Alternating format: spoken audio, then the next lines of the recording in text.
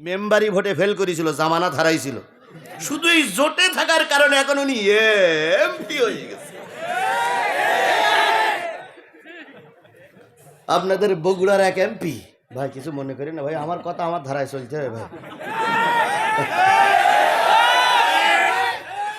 আপনার এই বগুড়ার এক এমপি গত বছরের আগের বছর ওই নন্দীগ্রামের এক মাহফিলি বলেছিল, আল্লাহর কসম কোরআন শরীফ ছুঁয়েই বলতেছি, যে ভাই যদি সুষ্ঠু নির্বাচন হইতো আমি এমপি হইতে পারতাম না।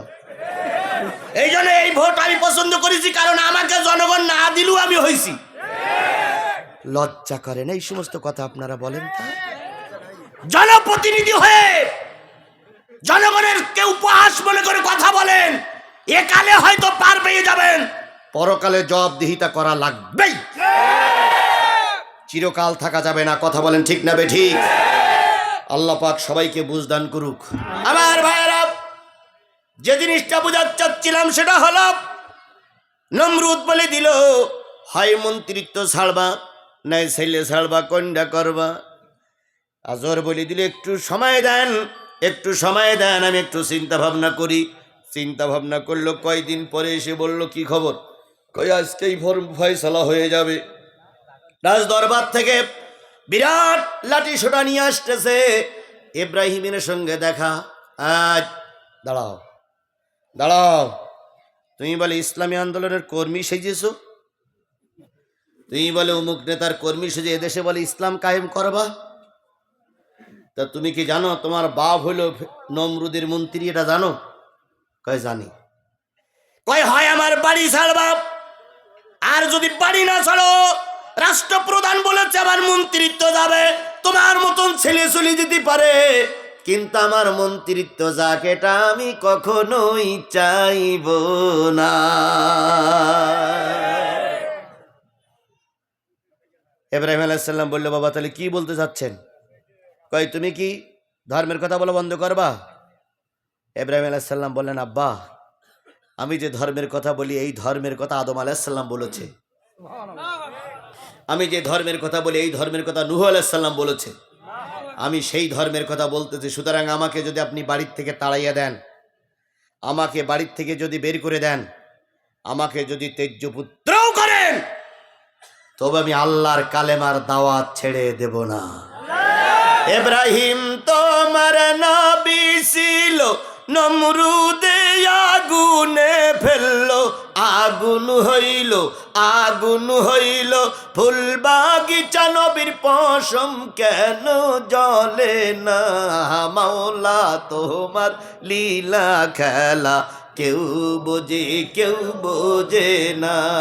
কাউকে রাখো গাছতলাতে মাবুদ, কাউকে রাখো বালাখানায়, মাওলা তোমার লীলা খেলা কেউ বোঝে কেউ।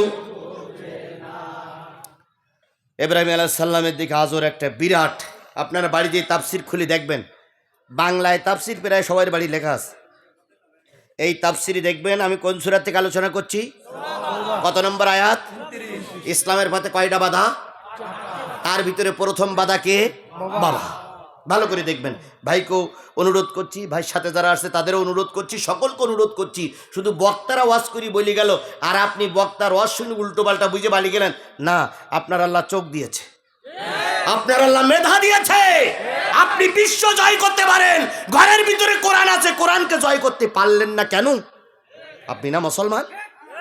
আপনার বাবা না মুসলমান? আপনার মা আর বাবা বিয়ের মাধ্যমে না আপনি দুনিয়ার মুখ দেখেছেন?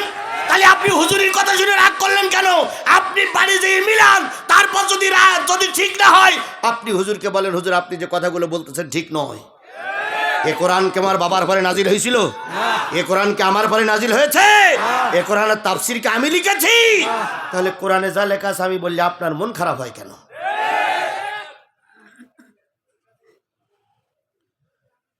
আল্লাহ আমাদের সবাইকে হেফাজত করুক। আমার ভাইরা, আজর এবার বড় একটা ইট নিল, ইব্রাহিমের দিকে তীর নিক্ষেপ করলো, ইট নিক্ষেপ করলো। অল্পের জন্য ইব্রাহিম বেঁচে গেল। আল্লাহ পাক ইব্রাহিমকে মানলেন না। তাই বলতেছিলাম, ইব্রাহিমের বাবার মতন অনেক বাবা আমাদের পরিবারে থাকতে পারে, ধর্মের কথা বললে বাবা বাধা হয়ে যেতে পারে। এক। 2 নম্বর, ওয়াবনাউকুম, বাবা ধর্মের কথা বলতেছে, বাধা হচ্ছে সন্তান। বাবা ধর্মের কাজ করে, অনেক সন্তান ধর্মের কাজ করে না। কথা বলেন ঠিক না বে ঠিক? বাপ মসজিদের মুয়াজ্জিন, ছেলে গাঁজাখোর। হ্যাঁ, আছে আছে আছে আছে। বাপ মাদ্রাসার প্রিন্সিপাল, পরের মেয়ে নিয়ে ভেগে পুলিশে ছেলে। বাপ মসজিদের ইমাম, সমাজে জেনা করতে যে ছেলে ধরা পড়েছে, এরকম ছেলে আছে না নাই? বাপ কলেজের শিক্ষক, ছেলে হলো মালটানা। মালটানা বোঝেন? আরে বাবা ধান টানা না, মালটানা। আর আমার দেশের কিছু ফকির আছে, এই ফকিরা এই মালটানাটা জায়েজ করতেছে। গাঁজা খাইলে নাকি গাঁজা খাইলে নাকি ওই সিদ্ধি হয়। সিদ্ধি খালি বুদ্ধি বাড়ে, সিদ্ধি খালি নেই বুদ্ধি বাড়ে, তাই গাঁজা টানে। মদিনায় যাব কেমনে, মদিনায় যাব কেমনে। আচ্ছা, গাঁজা খেয়ে তুই মদিনায় যাবি কে? পানির ভিতর আগুন জ্বলে, পানির ভিতর আগুন জ্বলে, ঝড় বাতাসে নেবে না। খাজা বাবার মুরিদ হইলে নামাজ রোজা লাগে না। এরকম গাঁজা টানা পার্টি আমার সমাজে কম বেশি আছে না নাই? চলে যান, কি বলে শরীফ আর শরীফাই চলে যাই। এবার শরীফ আর শরীফার থেকে কোথার থেকে আসলো? হজরত লূত আলাইহিস সালাম, না হজরত নূহ আলাইহিস সালাম। নূহ আলাইহিস সালাম জাতির কাছে বানাইছিলেন কি? একটা বানাইছিলেন নৌকা। এই নৌকা অনেক সময় আবার এখন পার্টির নৌকা হয়ে যাচ্ছে। কেউ কেউ বলতেছে এই নৌকা সেই নৌকা। কার সঙ্গে কার তুলনা করে রে পাগলের দল? এই নৌকা সেই নৌকা, কখনো এই নৌকা সেই নৌকা নয়। আপনি রাজনীতি করেন, আপনি বলেন যে এ নৌকা পবিত্র নৌকা, এই সেই, কিন্তু নূহুর নৌকার সঙ্গে তুলনা হবে না। কারণ নূহ নবীর নৌকায় কিস্তিতে পায়খানা করতে করতে করতে করতে পায়খানায় ভুল করেছিল, আবার ওই পায়খানায় আল্লাহ পাক জাতিরে খাওয়াইছিল।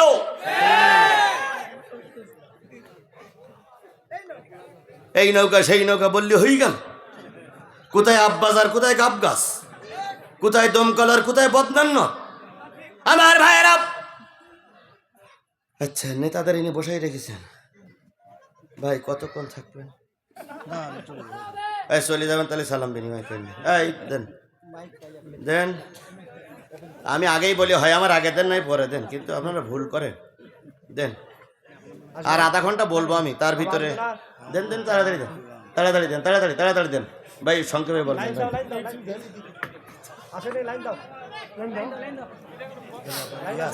কি ভাই? হ্যাঁ হ্যাঁ জি ভাই। হ্যালো।